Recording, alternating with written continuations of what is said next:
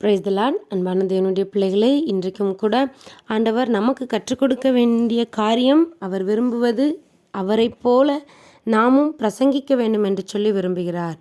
மத்தேயு 4ஆம் அதிகாரம் 17ஆம் வசனத்தில், அது முதல் இயேசு மனந்திரும்புங்கள், பரலோக ராஜ்யம் சமீபித்திருக்கிறது என்று பிரசங்கிக்க தொடங்கினார். ஆமேன். மனந்திரும்புங்கள், பரலோக ராஜ்யம் சமீபித்திருக்கிறது. இதுதான் ஆண்டவருடைய முதல் பிரசங்கமாக இருக்கிறது. அன்பான தேவனுடைய பிள்ளைகளே, அவரை ஏற்றுக்கொண்ட ஒவ்வொருவரும் அவருடைய சீஷர்களாய் இருக்கிறோம். அவரை அறிந்த நாம் ஒவ்வொருவரும் அவருடைய பிள்ளைகளாய் இருக்கிறோம். அவருடைய பிள்ளைகள் அவரை போலவே வாழ நாம் அழைக்கப்பட்டிருக்கிறோம். அதனால் அவர் செய்த அதே சுவிசேஷ பணியை, மனந்திரும்புங்கள், பரலோக ராஜ்யம் சமீபித்திருக்கிறது என்று சொல்லி நாமும் ஆண்டவரை அறிக்கை செய்து அவரை அறிவித்து தவறான பாதைகளிலே சென்று கொண்டிருக்கிற மக்களை ஆண்டவரிடத்திற்கு அழைத்து வர நாம் பங்குள்ளவர்களாக இருக்கிறோம், கடமைப்பட்டவர்களாக இருக்கிறோம். இது நமக்கான வேலையாக இருக்கிறது. நம்ம உடனே யோசிக்கலாம், நான்லாம் போய் பிரசங்கம் பண்ண முடியுமா? பிரசங்கம் அப்படின்னு உடனே மைக் பிடிச்சிட்டு பல்லாயிரக்கணக்கான மக்கள் மத்தியில் நின்று பேசுகிறது பிரசங்கம் இல்லை. நம்முடைய வாழ்க்கை ஒரு சாட்சி. நம்மை பார்க்கிறவர்கள் நம்மில் இயேசுவை காண வேண்டும். நம்மை பார்க்கிறவர்களிடத்தில் நம்முடைய சாட்சி விளங்க வேண்டும். ஆண்டவருடைய குணாதிசயங்கள் நம்மிடத்தில் இருந்தால் நம்மை காண்கிறவர்கள் நம்மிலே ஆண்டவரை காண்பார்கள்.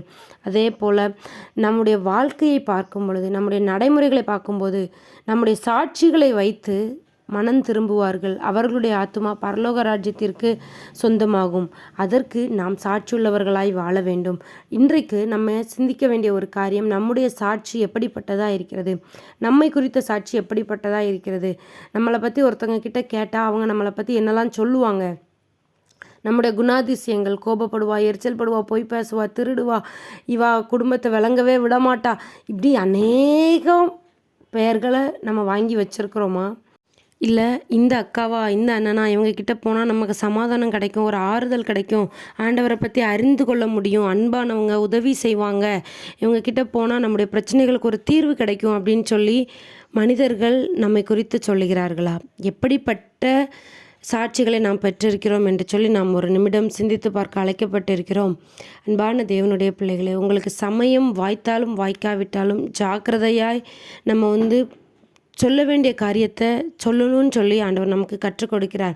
ஒருவேளை யாரோ ஒருத்தங்க ஒரு தப்பு செய்கிறாங்க நம்ம கண் முன்னாடி, இந்த வழியில் போனால் நீங்கள் கட்டாயமாக வாழ்க்கை உங்களுக்கு வம்பா போயிடும் அப்படிங்கிறது நமக்கு தெரிஞ்சால் உடனே நம்ம அவங்கக்கிட்ட சொல்கிறோமா?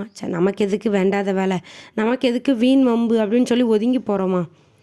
ஆண்டவருடைய பிள்ளைகளாக இருக்கிற நம்ம தைரியம் உள்ளவர்களாய், சரியை சரினும் தப்பை தப்புன்னு சொல்கிறதுக்குள்ள தைரியத்தை உடையவர்களாய் நாம் இருக்க வேண்டும் என்று சொல்லி ஆண்டவர் விருப்பப்படுகிறார். நம்மளிடத்தில் அதை எதிர்பார்க்கிறார். அதனால் ஒருவேளை உங்கள் முன்னாடியோ, உங்கள் குடும்பத்துலேயோ, உங்கள் வேலை ஸ்தலங்கள்லையோ யாரோ ஒருத்தவங்க தப்பு பண்ணலாம். ஏதோ ஒன்று அதிகாரிகளுக்கு தெரியாமல் ஏதோ ஒரு காரியங்கள் பண்ணலாம். அந்த நேரத்தில் தப்புன்னு நம்ம சொல்லாமல் இருந்தால் அது நம்ம மேலே வரக்கூடிய பாவமாக இருக்கும். நம்மளை அந்த இடத்துல அதை சரி பண்ணுறதுக்கு தான் ஆண்டவர் நம்மளை அங்கே வச்சிருக்கிறாரு. அதனால் அன்பான தேவனுடைய பிள்ளைகளே, மனம் திரும்புங்கள், பரலோக ராஜ்யம் சமீபித்திருக்கிறது என்று சொல்லி ஆண்டவர் பிரசங்கித்தார். அநேக மக்களை அவர் சீஷர்கள் ஆக்கினார். ஆண்டவருடைய சத்தத்தை கேட்கும்படி அநேக திரளான ஜனங்கள் அவருக்கு பின் சென்றார்கள். இன்றைக்கு நாமும் பரலோக ராஜ்யத்திற்கு அநேக மக்களை சுதந்திரவாளிகளாய் மாற்றும்படிக்கு நம்முடைய செயல்களும் நம்முடைய குணங்களும் மற்றவர்களை ஆண்டவருக்கு நேராய் திருப்புவதற்கு ஏற்றவர்களாய் நாம் வாழ வேண்டும். ஒவ்வொருவரையும் ஆண்டவர் அதற்காக தெரிந்தெடுத்திருக்கிறார். அவரை போல வாழ்ந்து, அவரை போல சாட்சியாய் நின்று அநேகம் பிள்ளைகளை பரலோக ராஜ்யத்திற்கு சுதந்திரவாளிகளாய் நாம் மாற்றுவோம். கர்த்தர் நம்மையும் நம்முடைய குடும்பங்களையும் ஆசீர்வதிப்பாராக. God bless you.